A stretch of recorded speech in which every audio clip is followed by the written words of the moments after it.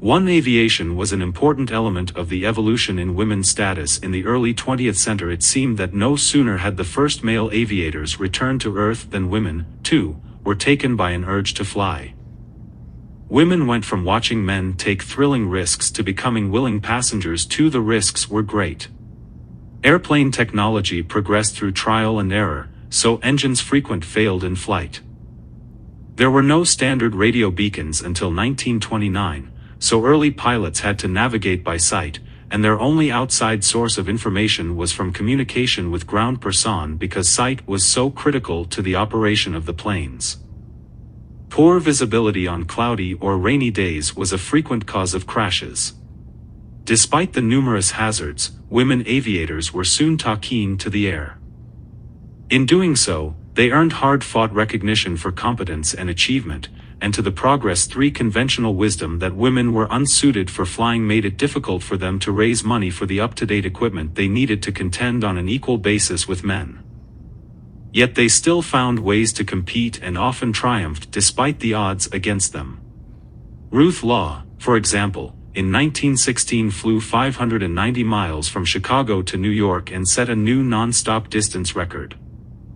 She was so successful that in 1917 she earned as much as $9,000 per week for exhibition and stunt flights. Ruth Law, as much as any woman of her day, exemplified the resourcefulness and determination demanded of a woman who wanted to fly. When she addressed the Aero Club of America after completing her historic journey, her plain-spoken words testified to a motivation that was independent of gender. She had, she said, undertaken the flight strictly for the love of accomplishment and had no expectation for recognition of women aviators' abilities did not always come easily. Men do not believe us capable, the famed aviator Amelia Earhart once remarked to a friend. Because we are women, seldom are we trusted to do an efficient job. Indeed, old attitudes died hard.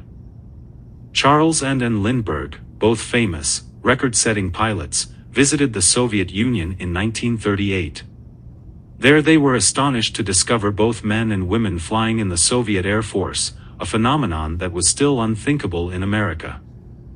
Women had been grudgingly accepted as commercial pilots, but they to fly in a military 5 earlier. In 1917, Ruth Law had actually been the first woman authorized to wear an NCO military. She had been denied.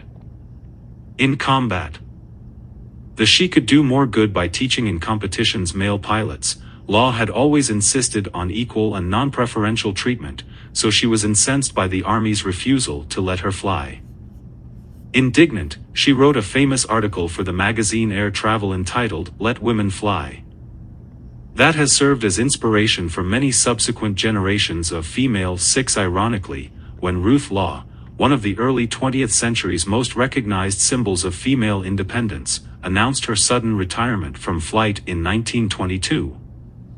She cited tradition. She wanted to settle down and have a family. And perhaps just importantly, her husband and promoter Charles Oliver had grown so anxious about the dangers of her flying that he lost weight every time she took to the air. In this way, a worried husband's concerns for his wife's welfare put an end to the illustrious career of America's foremost female of the time.